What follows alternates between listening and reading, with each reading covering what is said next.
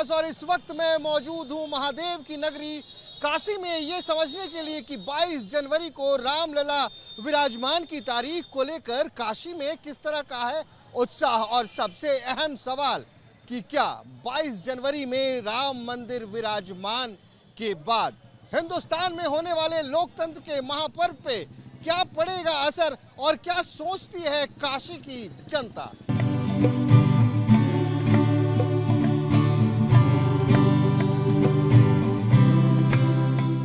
इस वक्त हम वाराणसी के गोदौलिया चौराहे पे हैं और यहीं से तमाम श्रद्धालु बाबा विश्वनाथ के दरबार की तरफ जाते हैं। तो आइए यहाँ पे आने वाले तमाम श्रद्धालुओं और यहाँ के लोगों से जानते हैं कि आखिर 22 जनवरी को लेकर कैसा है उत्साह और उल्लास का माहौल। भैया जी राम राम। राम राम, जय श्री राम। क्या नाम है भैया? मेरा नाम रोहित चौरसिया है, वाराणसी का निवासी हूँ। रोहित जी ये बताइए कि अभी 22 जनवरी की तारीख जो आ रही है, इस तारीख के बारे में आपके मन में कैसी तस्वीर बन रही है? बहुत अच्छी तस्वीर बन रही है। 22 तारीख के पहले जितनी भी तारीख आ रही है समझिए सभी 22 तारीख है और हर दिन अब श्री राम नजर आ रहे हैं और उस दिन का हम लोगों का इंतजार है जब हम लोग दिवाली बनाएंगे दोबारा। अच्छा, तो क्या तैयारी कर रखी है आप लोगों ने? तैयारी हम लोगों ने पूरे अच्छे से कर रखी है। पटाखा है, मिठाई है, हर तरह से घर में पूजा पाठ करना है और जगह जगह दिया जलाना है और पूरे बनारस को सजाना है और पूरे विश्व को दिखाना है कि प्रभु जय श्री राम फिर से अयोध्या में विराजमान। बताइए भाई साहब कि आपने कहा 22 जनवरी के पहले हर तारीख 22 जनवरी है, लेकिन 22 जनवरी के आगे वाली तारीख कौन सी तारीख है? आगे भी वही बरकरार रहेगा जब प्रभु विराजमान हो रहे हैं। इसके बाद एक बड़ा पर्व आने वाला है, लोकतंत्र का महापर्व, संसद का चुनाव, और आप तो प्रधानमंत्री मोदी जी के क्षेत्र में हैं।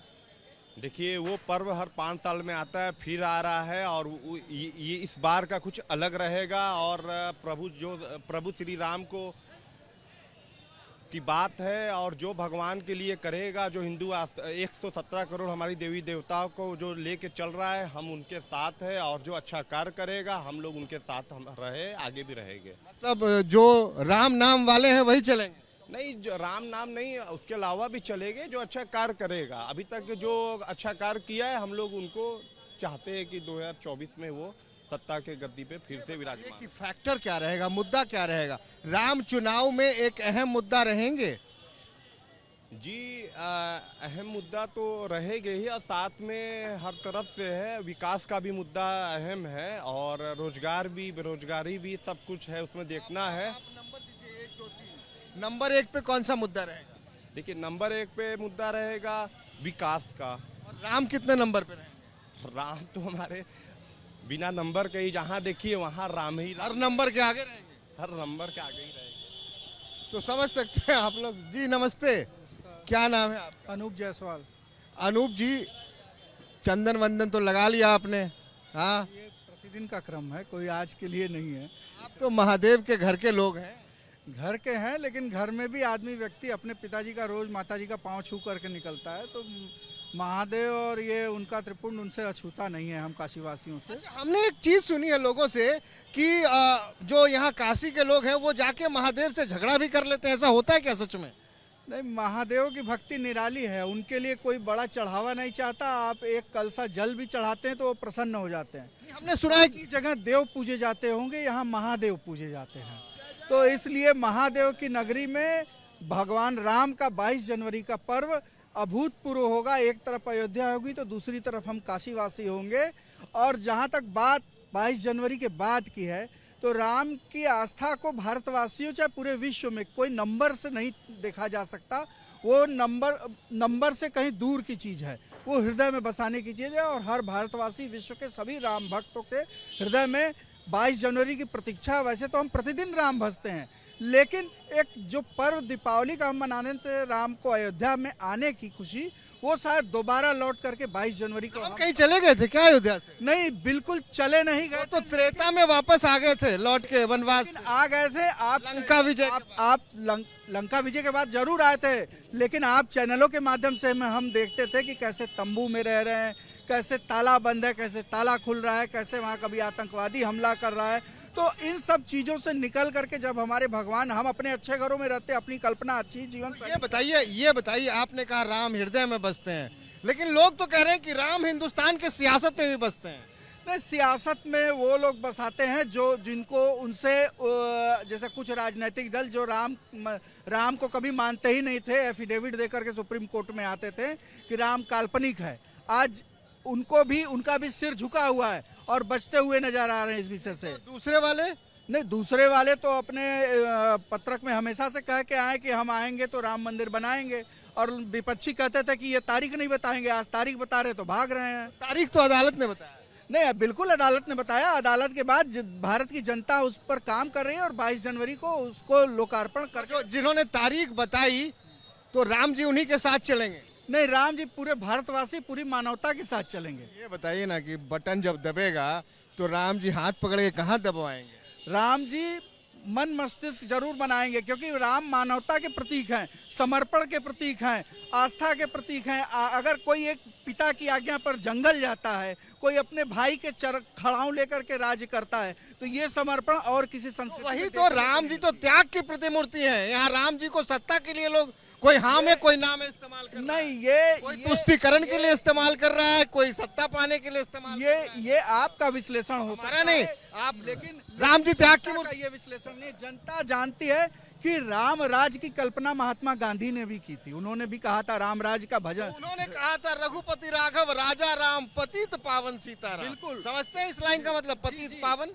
जी बिल्कुल, उन्होंने जो कहा था उसी को चरितार्थ होता हम देख रहे हैं भारत के जनमानस में, हृदय हृदय में देख रहे हैं। ये बताइए कि क्या तीसरी बार भी प्रधानमंत्री यही काशी से?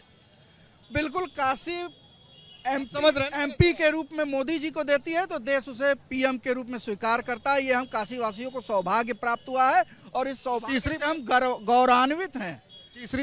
तीसरी बार बिल्कुल पूरे दम के साथ काशी उनको अभूतपूर्व मतों से विजयी बना करके भगवान राम के काज में, राम काज के लिए फिर लगाएगी। तो जब जीत होगी तो राम का जयकारा लगाएंगे कि महादेव का? नहीं, राम और महादेव दोनों अलग नहीं, दोनों भगवान कहते हैं। राम ईश्वर की व्याख्या भगवान राम अपने हिसाब से कहते हैं कि जो राम का ईश्वर है, और महादेव कहते हैं जो राम ईश्वर, जो महादेव का ईश्वर है वो राम है। तो दोनों एक दूसरे के पूरक हैं, इसमें कोई भेद नहीं है। चलिए, तो आप समझ ही रहे हैं इनके कहने का मतलब। और मैं बता दूं, विनय पत्रिका में गोस्वामी तुलसीदास कहते हैं, महादेव से ये विनती करते हैं, चूंकि मैं काशी में हूं ना, और ये यहीं के घाटों पे गोस्वामी तुलसीदास भी घूमा करते थे। विनय पत्रिका में गोस्वामी तुलसीदास महादेव से कहते हैं कि बस कुछ ऐसी कृपा कीजिए कि मुझे प्रभु श्री राम के चरणों में जगह मिल जाए। नमस्कार। आपने तो पट्टा ही लगाया है, जय श्री राम जय श्री राम। लेकिन मैं दिनेश कालरा, मुझे ये देखिए, हम लोग महादेव की नगरी में हैं। आइए हर हर महादेव। जी भाई, अब बताएं। जी आप बताएं क्या। अब ये बताइए कि पहले तो तैयारी कैसी है आपकी? देखिए, एक किसी गीतकार ने बहुत ही अच्छा गीत लिखा है, मेरे तन में राम, मन में राम, रोम रोम में राम है। ये राम जो है, हम सुमर ले, जोर लगा ले, छोड़ जगत के काम रहे। जी बोलो राम राम। ये जब हम दिन शुरू करते हैं तो राम राम से करते हैं, और जब हमारा अस्त होता है, जब जा रहे होते हैं, तब भी राम नाम के साथ ही हम जाते हैं। तो ये राम ही हैं जो हमारी जीवन की बेड़ा पार करते हैं। और ये बहुत दुख की बात है कि जिस प्रभु राम के चरणों में हम लोग शीश झुका के अपने लिए घर मांगते हैं, अपने परिवार की समृद्धि मांगते हैं, सब कुछ मांगते हैं, वो बेचारे राम 500 वर्षों से अपने घर से बाहर न्यायालयों की चौखट पे अपने लिए घर मांग रहे थे। और ये प्रधानमंत्री नरेंद्र मोदी जी के रूप में एक ऐसा व्यक्तित्व आया इस देश में जिसने उस काम को आसान कर दिया। और 22 तारीख को राम भगवान पुनः अपने घर में जा रहे हैं। पूरा उत्सव का माहौल है, न केवल काशी में बल्कि मैं बाहर भी जाता रहता हूँ, हर जगह लोग बहुत उत्साहित है इस चीज को लेकर। एक बात बताइए, आपने कहा कि मोदी जी ने कुछ ऐसा कर दिया, लेकिन जो विपक्ष के लोग हैं, तमाम लोग, वो कहते हैं मोदी जी ने क्या करा। उन्हें करना होता तो जब आए थे विधेयक पास करा देते। ये तो अदालत का आदेश आया, अदालती प्रक्रिया पूरी हुई और रामलला विराजमान हो रहे हैं, इसमें मोदी जी क्या किया? ये विपक्ष का आरोप है। इतने साल से अदालत में चल रहा था, क्यों नहीं किसी ने किया? मैं तो ये कहूंगा, और मेरे साथ सब यहाँ के लोग सहमत होंगे, कि आधुनिक भारत के रचयिता प्रधानमंत्री श्री नरेंद्र मोदी राम का प्रतीक हैं। और उत्तर प्रदेश के मुख्यमंत्री राम के बिल्कुल वो जो काम कर रहे हैं, क्या सर क्या काम कर रहे हैं? देखिए आप चारों तरफ, ये देखिए ये बिल्डिंग देख रहे हैं आप, यहाँ पे खंडर था, यहाँ घोड़े का अस्तबल था। आप कहीं भी देखिए, आप एयरपोर्ट जाते थे वहाँ पे आपको जाने में 4 घंटा लगता रहा, अब आप 20 मिनट में पहुँच। लेकिन अब यार राम क्या है? लेकिन एयरपोर्ट में जाके हवाई जहाज पर चढ़ने पे ना महंगाई बहुत बढ़ गई है। महंगाई नहीं बढ़ी है। टिकट बहुत महंगा होगा, मैं आज ही आया हूँ। नहीं नहीं, इतनी देखिए ये इसलिए है। महंगाई बढ़ी है? ना ना ना, महंगाई बढ़ी है? बिल्कुल नहीं बढ़ी है सर। रोजगार वगैरह सब सही? एकदम सही है सर। रोजगार देखिए किसी के पास, देखिए आप देखिए सब लोग बिजी हैं, सब लोग काम है सबके पास। महंगाई बिल्कुल एकदम नहीं, महंगाई तो नहीं, महंगाई का मुद्दा तो है ही नहीं। चुनाव में नहीं रहेगा ये मुद्दा? नहीं नहीं, चुनाव एक बात और बता दे, इस बार चुनाव पे ही बात करूंगा। इस बार का चुनाव भारतीय जनता पार्टी 450 वोट से सीट से ज्यादा, लेकिन मुद्दा क्या रहेगा? मुद्दा विकास का रहेगा, बिल्कुल विकास का। राम नहीं रहे? हैं? राम नहीं रहे? राम तो हम लोग के भाई जन्मदाता है, राम की बात छोड़ दी। राम आस्था में राम का हाथ मोदी जी के सिर पे और हम लोग के सर पे रहेगा तो हम लोग 450 सीट जीत के जाएंगे। ये बताइए, राम का सर आपके हाथ पे, राम आपकी आस्था में या राम सियासत में? नहीं नहीं, आस्था में, आस्था में सर, बिल्कुल आस्था में। तो फिर ये सियासत में क्यों आ जाते हैं? सियासत में ओवैसी और राहुल गांधी के उसमें होंगे। अभी आप देखिए तेजस्वी यादव और लालू को मैं देख रहा था, ये कहते रहे कि मंदिर जरूरी है कि अस्पताल जरूरी है। अब इनसे पूछिए, ये तिरुपति बालाजी में मुंडन कराने गए, अरे भैया आप मुंडन कराना रहा तो सैलून में जाके कराते, वहां जाने की क्या जरूरत थी? ये हार के घबरा गए। अभी 3 राज्यों के चुनाव के जो रिजल्ट आए हैं, अब इनको समझ गए हैं कि अब इनको फिर से एक बार हिंदुओं के पास नतमस्तक होना। ये बताइए, चुनाव में मुद्दे क्या रहेंगे? पहला विकास, रोजगार, महंगाई या राम? सबसे बड़ा मुद्दा रहेगा विकास का, और उससे भी बड़ा मुद्दा रहेगा भारत, जो आज पूरे विश्व में सर्वशक्तिमान शक्ति के रूप में उभर रहा है, वो नंबर 1 में पूरे विश्व पे रहे, यही इस देश के लोग कामना करते हैं, और इसीलिए मोदी जी को एक बार फिर से वोट देंगे। विकास के मुद्दे पे ही चुनाव होगा? बिल्कुल होगा, बिल्कुल। प्रभु श्री राम के मुद्दे पे नहीं? प्रभु श्री राम तो हम लोग के हैं ही हैं भाई, सबके हैं। प्रभु श्री राम को बीच में मत लाइए। चुनाव के मुद्दा? चुनाव में उनको मत लाइए प्लीज, पक्का? किसी को नहीं वादा लाना कर रहे हैं चाहिए। आप? बिल्कुल बिल्कुल पक्का को सियासत चुनाव में नहीं लाना चाहिए। ओवैसी को लाने दीजिए, राहुल को लाने दीजिए। चुनावी रैलियों में नारे नहीं लगेंगे जय श्री राम? अरे भाई नारा नहीं लगाएंगे, एक बार लगाए श्री राम राम, नारा तो लगेगा। रैली में, चुनाव की रैली इनको हम याद करते हैं। चुनाव की रैली में भी लगाएंगे ये वाला नारा? अरे भाई हिंदू है तो बिल्कुल लगाएंगे, क्यों नहीं लगाएंगे? चुनाव में तो अपने नेता का जिंदाबाद जयकार। नहीं, नेता नहीं, हमारे मर्यादा पुरुषोत्तम। आगे आओ भैया, आप तो तीर धनुष लेके हो, आ जाओ आगे आओ। बनारस के ही है कहीं से और से? मैं बिहार से हूँ, दरभंगा डिस्ट्रिक्ट से। राजा बिहार से हैं? इधर आइए, दरभंगा वाले हैं, ससुराल से हैं राम जी के? हैं? अरे गजब, तो क्या तैयारी है ससुराल में? एकदम पूरा जोर शोर से तैयारी चल रहा है। बारात के स्वागत की पूरी तैयारी? एकदम 11,000 भाड़ हम लोग यहाँ से मिथिलांचल से भेजे हैं वहाँ अयोध्या। 11,000 भाड़ मतलब? भाड़ मतलब होता है जो सनेस होता है। कलश? कलश नहीं, मिठाई होता है, कपड़ा होता है, सोना चांदी, ये सब जो बेटी को जो मतलब बस वही विदाई के वक्त जो दिया जाता है माता जानकी के लिए भेजे? जी जी जी जी।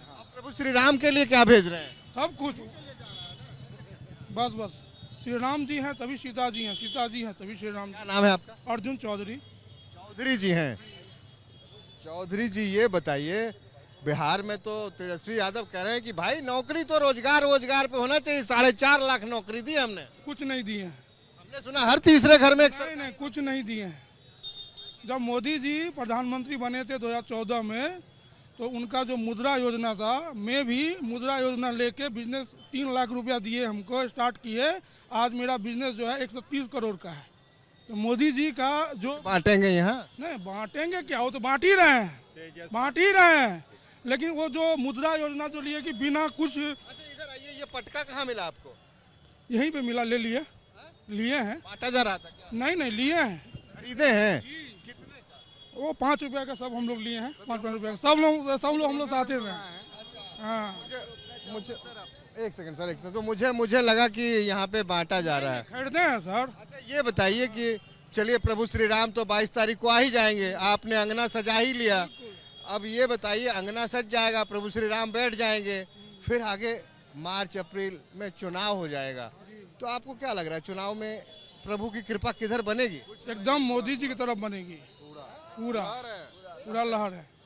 पूरा मोदी जी की तरफ। आप तो मंडन मिश्र के इलाके, बिल मंडन मिश्र के इलाके के हैं, विद्यापति जी के इलाके से हैं। मंडन मिश्र को शंकराचार्य की उपाधि थी जी जी जी जी जी। और ये चारों शंकराचार्य ने विरोध कर दिया, कहा हम नहीं आएंगे। वो उनका व्यक्तिगत फैसला है। नहीं, वो कह रहे हैं कि हमारा धर्म नहीं हमें कहता कि ऐसे में हम जाएं। नहीं, उनका वो व्यक्तिगत है, उस पर हम कोई टिप्पणी नहीं करेंगे। तो मंडन मिश्र के खानदान के लोग हैं। बिल्कुल विद्यापति जी के खानदान के लोग हैं हम लोग का घर वहीं पे है, उनका व्यक्तिगत है। लेकिन तो आप क्या करें, चुनाव में चलेंगे राम? चुनाव क्या, हम लोग का कोई शुभ काम होता है तो राम जी का नाम लेके हम लोग शुभ काम करते हैं। हाँ, कोई शुभ काम होता है, राम जी विष्णु अवतार है ना, विष्णु जी का नाम लेके हम लोग काम करते हैं। राम ही जी है ना विष्णु अवतार, और तो कोई नहीं है ना? राम है, कृष्ण है, सब है। कलयुग में कोई? कलयुग में है, परम्परा में श्री ठाकुर अनुकूल चंद्र जी हैं।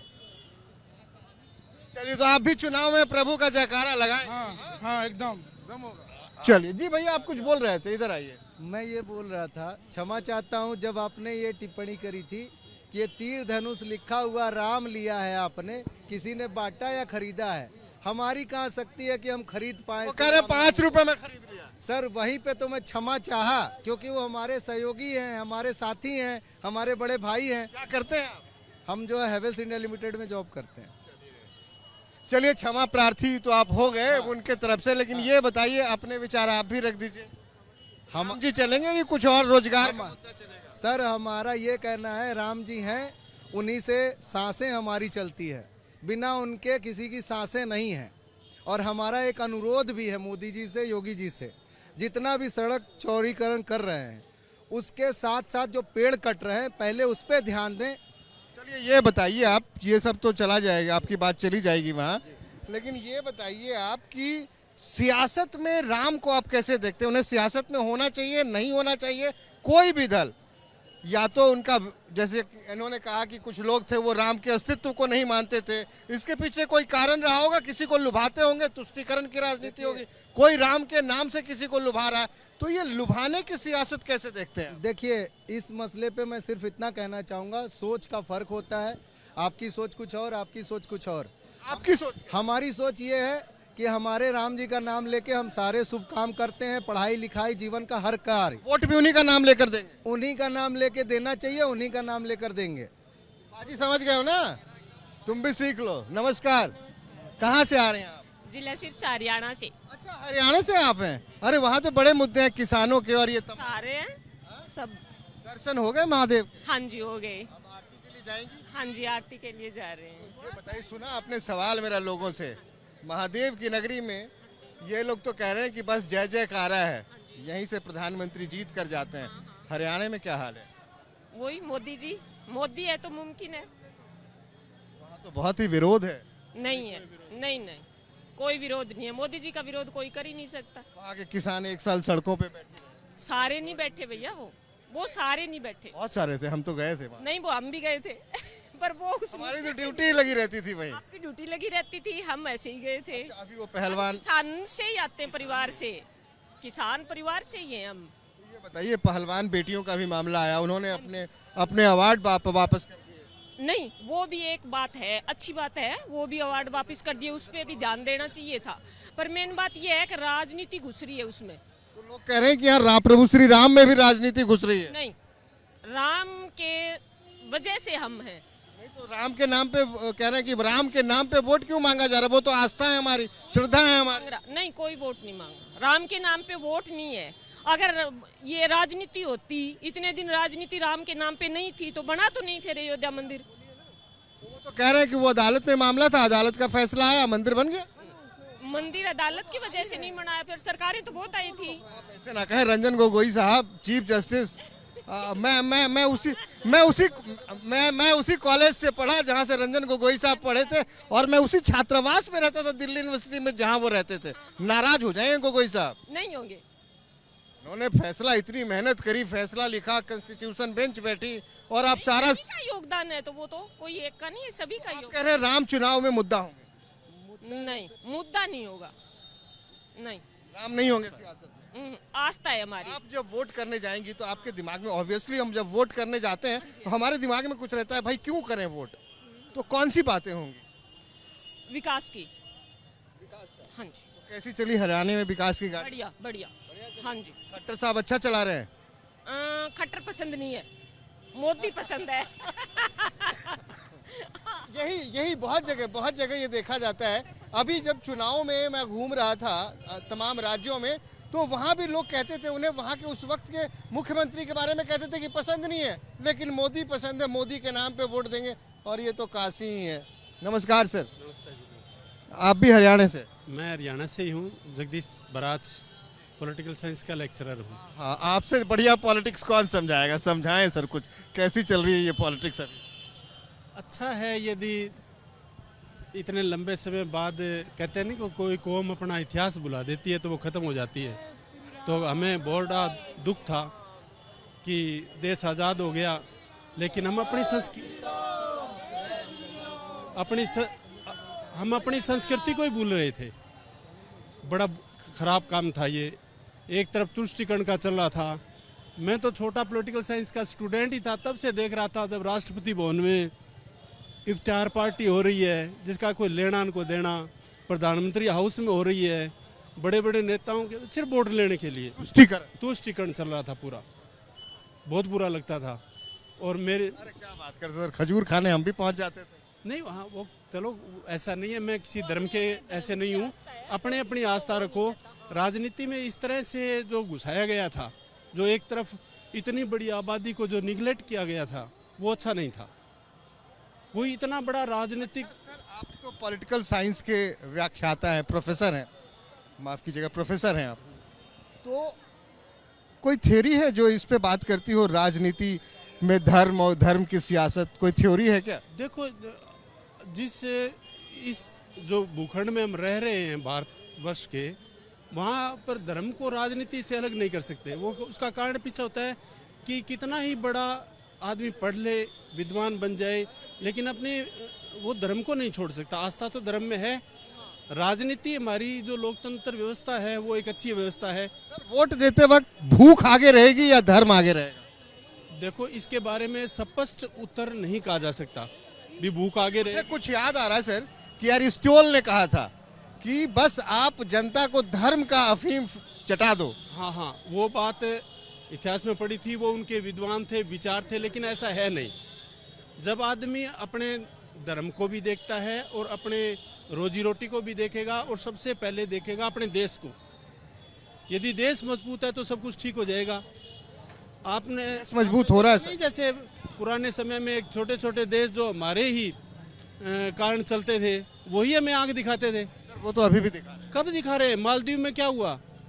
मोदी लक्षद्वीप को एक्सप्लोर करने गए थे, लोगों को बताने गए कि ये एक हमारी भूमि है, यहाँ पर यात्रा के लिए आया जा सकता है।